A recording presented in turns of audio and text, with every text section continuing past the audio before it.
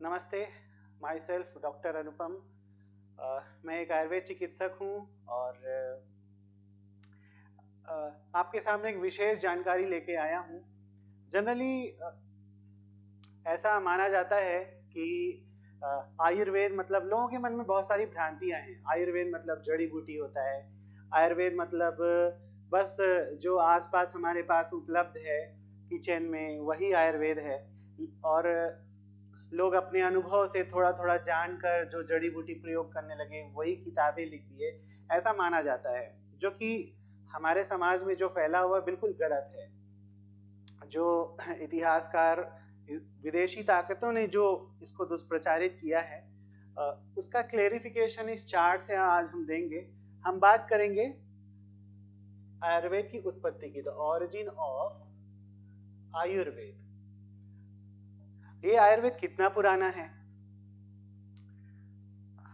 Generally हम बात करते हैं कि 200 साल, 300 साल, 500 साल, 5000 साल पुराना है। जनरली हम ये पढ़ते हैं आर्कियोलॉजिकल ऑफ सर्वे की रिपोर्ट में कि ये 5000 साल पुराना है। अगर हम हिंदू माइथोलॉजी की बात करें, चूँकि हम रामायण और महाभारत को मानते हैं, तो उनमें दी हुई काल गणना से अगर हम हिसाब लगाते हैं, आयुर्वेद की उत्पत्ति सबसे पहले हुई ब्रह्मा से। जब सृष्टि की रचना हुई तब आयुर्वेद की उत्पत्ति हुई। ब्रह्मा आयुषो वेदम, ब्रह्मा ने वेदों की उत्पत्ति करी, स्मृत किया। 1,00,000 श्लोक लिखे थे, उसको क्या कहा जाता था? ब्रह्म संहिता कहा जाता था। वो रिकॉल किया, उससे उन्होंने नॉलेज दिया प्रजापति को, दक्ष प्रजापति को। ब्रह्मा आयुषो वेदम प्रजापति मजीग्रह। वो दक्ष प्रजापति जो है वो अश्विनी कुमार को उन्होंने नॉलेज दिया, आयुर्वेद का ज्ञान दिया। और ये सब कब हुआ? सतयुग में। सतयुग में कोई बीमार नहीं पड़ता था, लोगों की हेल्थी लाइफस्टाइल रहती थी। मनुष्य की सामान्य आयु 400 साल होती थी। सतयुग के अंत में जब सेडेंट्री लाइफस्टाइल शुरू हो गई तब रोगों की उत्पत्ति शुरू हुई। तो सतयुग के अंत में हिमालय में हिम पार्श्व, चरक संहिता में इसका जिक्र आता है। हिमालय, हिमालय में इसकी मीटिंग हुई। जैसे कॉन्फ्रेंसेस होती हैं आज की डेट में भी, तो उस समय ऋषि मुनियों की कॉन्फ्रेंस हुई। इस कॉन्फ्रेंस में ये डिसाइड किया गया कि आयुर्वेद को हमें धरती पर लाना है। तो अश्विनी कुमार से इंद्र के पास ये नॉलेज था, आयुर्वेद का पूरा ज्ञान।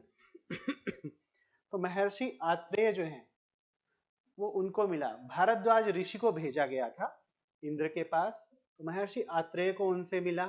आत्रेय से आत्रेय पुनर्वसु को मिला और उन्होंने ये अपने 6 शिष्य, अग्निवेशश्च भेलश्च जतुकर्ण पराशर हारित क्षारपाणिश्च, ये उनके जो 6 डिसिपल्स थे, 6 शिष्य थे, अग्निवेश, भेल, जतुकर्ण, पराशर।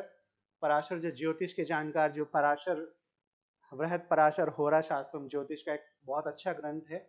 ये ज्योतिष इन्होंने अपने नॉलेज से बढ़ाया। हारित संहिता, क्षारपाणी संहिता, इन्होंने ये मेडिसिन की ब्रांच थी, मेडिसिन। और इंद्र से दूसरा नॉलेज गया, इसका डिस्क्रिप्शन हमें सुश्रुत संहिता में मिलता है। किसमें मिलता है? सुश्रुत संहिता में। ये धन्वंतरी से ये गया। औपधेनव, वैतरण, औरभ्र, पौष्कलावत, करवीर, गोपुर रक्षित, निमि, कनकायन, गार्ग्य, गालव और सुश्रुत। सुश्रुत ने सुश्रुत संहिता लिखी, जो सर्जरी का सबसे पुराना और अच्छा ग्रंथ है। इसमें प्लास्टिक सर्जरी का भी उल्लेख है। जो आज की डेट में जो यूएस में जो प्लास्टिक सर्जरी डेवलप हुई है वो इसी से डेवलप हुई है। वो हम बाद में डिस्कस करेंगे कैसी हुई है, उसके ऊपर भी एक डॉक्यूमेंट्री बनी हुई है। तो यहाँ पर हम अब ये महर्षि आत्रेय ये कब के थे? क्या ये 1000 साल, 2000 साल, 5000 साल पुराने थे?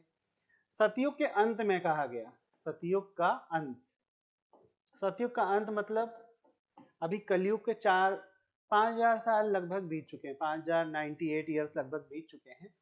तो 5000 प्लस द्वापर युग, द्वापर युग मतलब 8,64,000 साल का।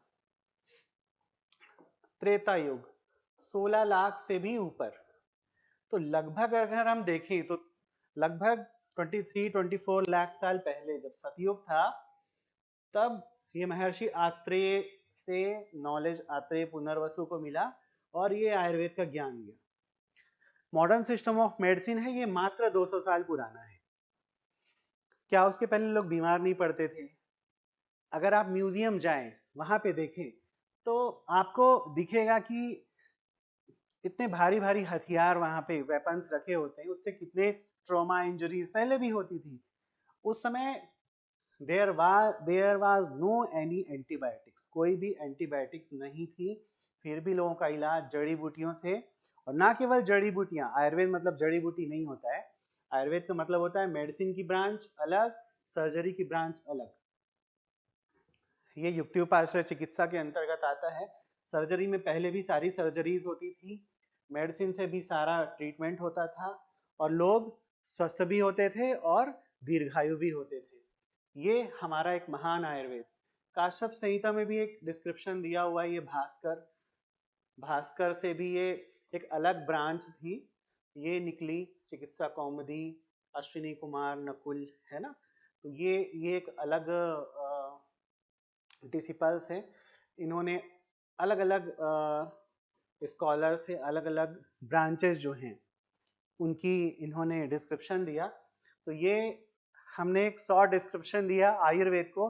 अब मत कहना कि आयुर्वेद मतलब जड़ी बूटी होता है, या एक बहुत अनसाइंटिफिक साइंस आजकल इसको कहा जाता है, unscientific. This is more than scientific.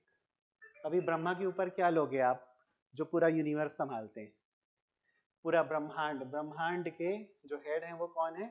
Brahma है। Universe, the owner of universe. तो आयुर्वेद यहाँ से आया है। और चरक संहिता में एक बहुत अच्छी बात ये भी कही गई है, इस लोक और परलोक, it means if we see the earth, पृथ्वी लोक और यूनिवर्स में कई जगह आयुर्वेद है, जहाँ दूसरे लोक है वहाँ भी आयुर्वेद है। That is the subject matter of research. और उस रिसर्च को हम जब तक दूसरे प्लेनेट पर जाके ह्यूमन बींग्स की रिसर्च नहीं कर लेते हैं, एलियंस से कांटेक्ट नहीं होता, तब तक तो हमें नहीं पता चलेगा, लेकिन हमारे ग्रंथों में लिखा गया है, तो ये 100% हमें सही मानना चाहिए। Thank you very much. आज के लिए बस इतना ही।